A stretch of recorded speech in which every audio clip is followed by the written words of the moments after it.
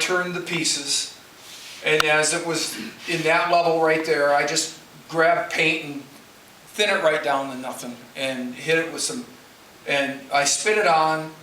At that point, I did the OB shine with strictly sawdust and just spin them fast and they're done. At that point, I would drill in until it went through the first one. Then I would back it out and cut off the first one. And then I'd drill it back in and do the second one. No, I didn't hollow form them. And so there's what I ended up with. And then I started just spinning little finials of all different types, teaching my, that was my first chance of really teaching myself how to do finials. I just kept practicing, and if you see one, that means there was 10 made, okay? One go flying off and you realize you went back and you shouldn't do that.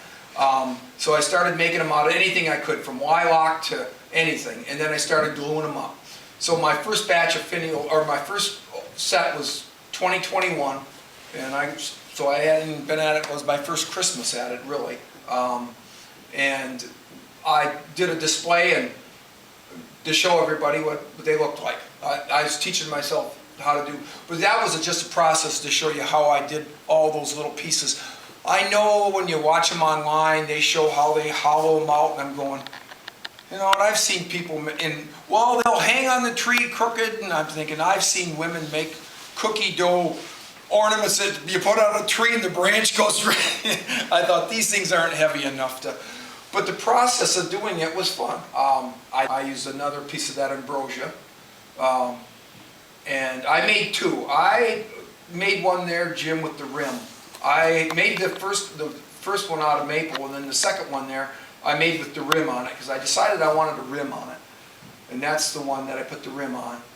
And there was my process of making a feather. I had to look at one and make it the best I could. And then I went through the, and then that was another thing I've been studying, Jim, too, is the patina processing. How to get colors. Found out, first off, you don't torch the living daylights out of it, you just ruined it. Once you've done that, you no longer can have the patina. You can't. You got to do it at the beginning. I made the little ring like you made, the little stand. Yeah, well, that took up a day of trying to figure it out. It didn't work, so I just said, clamp it and I made it work that way. I like the rim on there, that's a good idea. And yeah, and what I did for the rim is, I went to Hobby Lobby and I just walked down the aisles, and I could be in an aisle, I couldn't tell you where it's at, and if I see something I think I can use, well, I found a leather stamp. And I looked at them all, they had a whole bunch of little tools there, and I went, ooh, that one had, and it was a little clamshell. And so let's see if I can, yeah, and so I just took it and smacked it all the way around. It was like a horseshoe clamshell. That's what I used for that. And again, back to, you know, this was before I ordered your shears. So all I had was a pair of scissors they're Harbor Freight scissors made to cut a penny in half. So I couldn't get the detail on this, but then after I got the shears, then I went through and fine-tuned the feather for when I gave that to Steve. And so this was actually before it was the patina process had taken place.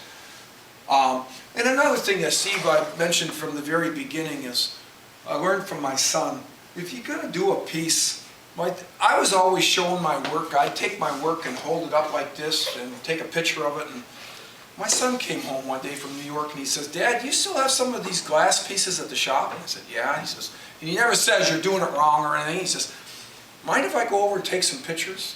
Well, then he starts asking me questions. Do you still have some of that black felt? Do you have a cardboard box? Do you have a... He's the one that said, get rid of all that crap behind your pictures. Put something there, make it the focal point. And then of course I have different things like the dish with the apples in it. You don't need to show it on a box or on a table like we're doing right here. It needs to just be by itself. And these are just done with an iPhone. I got a little corner set up that I just set the stuff on, and you get to show the different display. So that was my first attempt at copper, and some guy kept bugging me for it, so finally I got him off my list by giving it to him.